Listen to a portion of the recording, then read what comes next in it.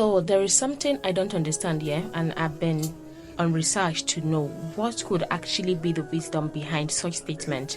The statement of some men discouraging themselves from marrying a success-driven woman or a financially stable woman. I'm like, that is a blessing. Why would anybody not want to be with such women?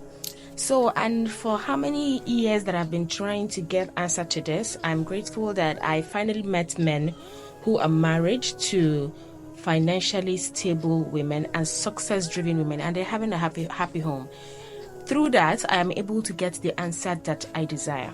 You see, these men will talk about how women who are financially stable are never humble, that they are not humble, they are not respectful, and they are not submissive. And I'm like, what is their definition of submissiveness and humbleness? And how is it possible that because a person is financially stable, automatically the person becomes a rude person and not humble? How is it possible? Knowing fully well that you need humbleness, perseverance, patience, and never quitting behavior to actually become financially stable. Because in the course of you working to be financially stable, there are people you're going to meet with that will test your patience. There are people you're going to meet with that are better than you, that you have no choice than to humble yourself just so that you can make this money. And there are people you're better than and you've no choice than to show humility. I mean, it's because of the hard work, it actually gives you natural humbleness. How is it now possible that you're in marriage and you're not humble? And this is what I come to realize. I've come to realize that most of the men that say this, they are manipulative men. Highlight most of the men that don't want to be with financially stable or success-driven women, they are manipulative men. They are users. They are this kind of men that feel intimidated by the success of their wives.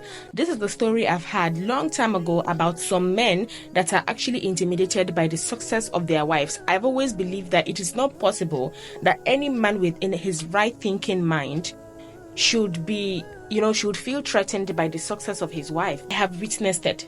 A woman who is consistent with whatever she is doing legitimately to make the money that gave her that name is not going to entrust her future in the hands of a confused man. For a woman who is financially stable agree or accept to spend the rest of her life with you, it means that there are some traits she may have seen in you that is going to continue to boost her financial stability.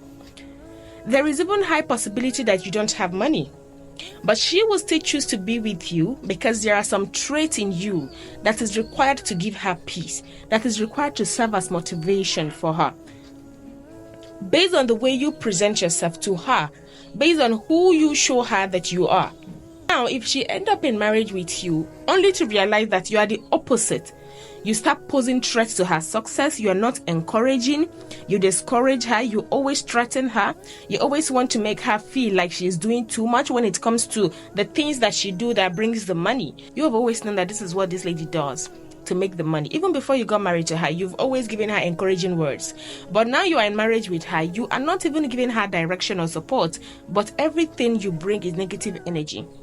She will start disrespecting you. This is the reason why I say that you don't tell a woman to respect you, you command respect.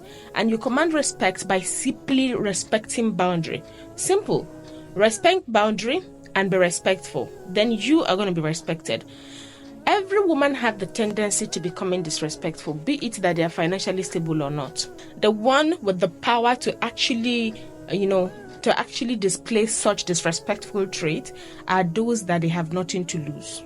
So most men that are manipulative, they like to end up with women who have everything to lose. Yes, women who have everything to lose if they choose to walk away. If a woman is not financially stable, if a woman don't have a job, if a woman don't have a business and they have children, so there is a possibility of them thinking, if I should leave this toxic marriage, where will I start from? How will I rent an apartment? How would I survive financially? How will I cater for my children? So such women are confined for a very long time to be in a toxic marriage, to continue to manage, endure, adhere, obey, even when it is a directionless marriage. They lack the motivation to make a move, to take a decision, But when it comes to a woman who already gets her life together before marriage, she is not throwing away all of this knowledge. She is not throwing away all of the talent she have on getting a business organized. A woman who can keep her money going, a woman who can keep her money doubling and flowing, have the tendency to also keep marriage going. But let it not be at the detriment of their mental health, because when a woman is emotionally messed up, it automatically affects everything that involves that woman, including her finance. Spend a few years of my life making money, facing struggles, facing insults, facing challenges. I'm not going to allow you to mess me up mentally.